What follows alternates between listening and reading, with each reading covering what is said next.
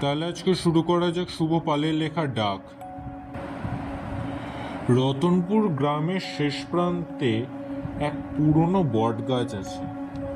বট গাছটা দেখতে অনেক বিভৎস। আজব, সেখানে কোনো পাখি বসে না। গ্রামের মানুষজন ওই গাছটাকে এড়িয়ে যেতে চায়।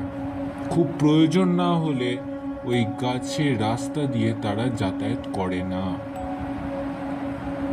আর মাঝরাতে গাছটা থেকে যেন চাপা ফিস ফিস শব্দ ভেসে আসতো।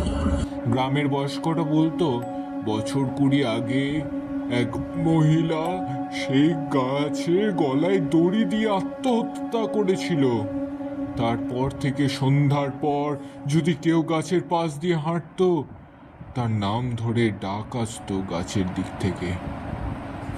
একদিন গ্রামের ডাকাবুকো রাহুল সাহসী, সে ঠিক করে ব্যাপারটা দেখবে। রাত 1টা বাজে, হাতে টর্চ নিয়ে সে গেল গাছের কাছে। হঠাৎ চারিদিক নিস্তবতা, বাতাস ভারী হয়ে গেল। তারপর অন্ধকারে ভেতর থেকে কে যেন চাপা গলায় ডাক দিল, রাহুল, রাহুল, এখানে এসো। টর্চের আলো নিভে গেল। রাহুলের মেরুদণ্ড দিয়ে যেন ঠান্ডা স্রোত বয়ে গেল।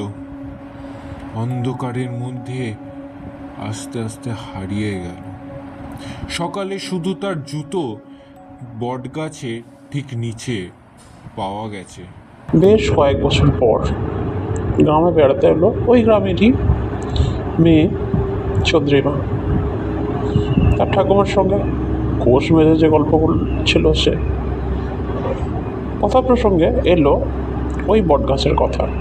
ঠাকুমা বারবার তোর সাবধান করলেন যে খবরদার ওখানে যাবি ওদিকে।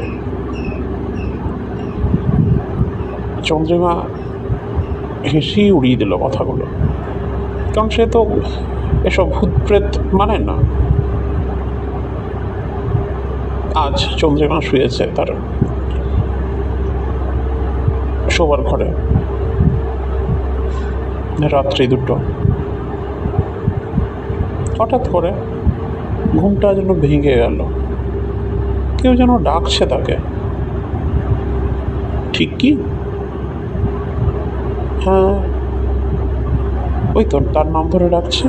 চন্দ্রিমা।